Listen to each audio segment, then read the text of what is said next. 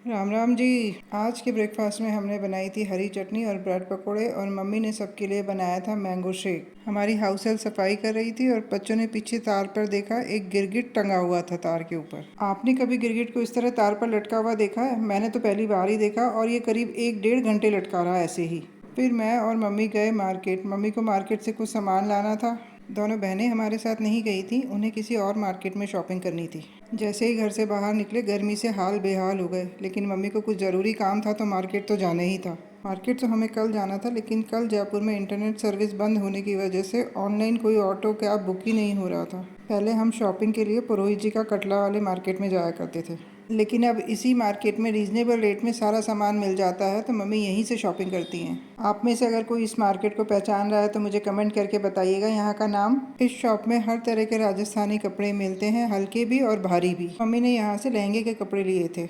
अकेले तो mummy market जाती नहीं है, हम तीनों में से कोई होता है तभी इस मार्केट में आती है मम्मी। यहाँ से मैंने तो अपने लिए कुछ नहीं खरीदा था। यहाँ की शॉपिंग करके और बिल पे करके हम यहाँ से निकले मार्केट में दूसरी शॉप के लिए। इस शॉप पर मिलते हैं राजस्थानी लाख के कड़े और चूड़े। राजस्थानी चूड़े मैंने देखा है नॉर्मली राजस्थानी लोगों को ही नहीं, बाहर के और लोगों को भी बहुत पसंद आते हैं। ये हर कलर में मिलते हैं। मैंने यहाँ से अपने लिए 3 पेयर कड़े लिए थे।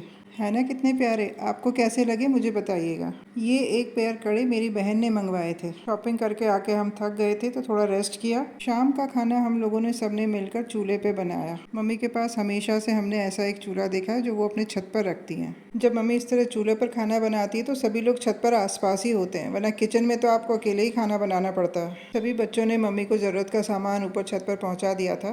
पापा ने चूल्हा जला दिया था। आज पहले तो थोड़ी आंधी आई, फिर थोड़ी बारिश हो गई तो मौसम भी अच्छा हो गया था। साल के इस टाइम पे हम लोग इस तरह मम्मी पापा के साथ टाइम स्पेंड करते हैं, हमें बहुत अच्छा लगता है। इस तरह चूल्हे पे बने हुए खाने का स्वाद ही अलग होता है। और अगर खाना माँ के हाथ का हो फिर तो कहना ही क्या। गैस की रोटियों के कंपैरिजन में चूल्हे की रोटी थोड़ी मोटी होती है। चूल्हे पर सब्जी तो फिर भी हम लोग बना लेते हैं, लेकिन चूल्हे पर रोटी तो मम्मी ही बनाती हैं। आज सब्जी बनी है आलू और देसी चवले की फली या लोबिया की फली भी कहते हैं। मौसम देखिए कितना अच्छा हो रहा है, बादल हो रहे हैं और ऐसे मौसम में चूल्हे पे बने हुए खाने का मज़ा छत पर बैठ के लिए जाए खुले में तो कितना अच्छा लगता है। आप में से किस किस को इस तरह चूल्हे पर खाना बनाना और चूल्हे का खाना खाना पसंद है, मुझे कमेंट करके बताइए। हमारी मम्मी को इस तरह राजस्थानी घाघरा लुगड़ी पहनना बहुत पसंद है और घर में वो यही पहन के रखती हैं।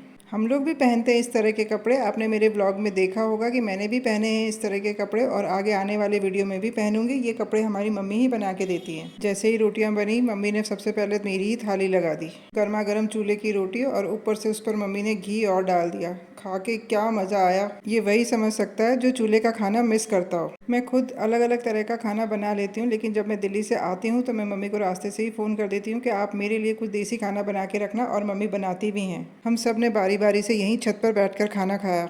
जैसे ही सबका खाना हो गया मैं बच्चों के साथ मिलकर सारा सामान वापस नीचे रख दिया था किचन में। तब तक मम्मी और बहन वॉक कर रहे थे।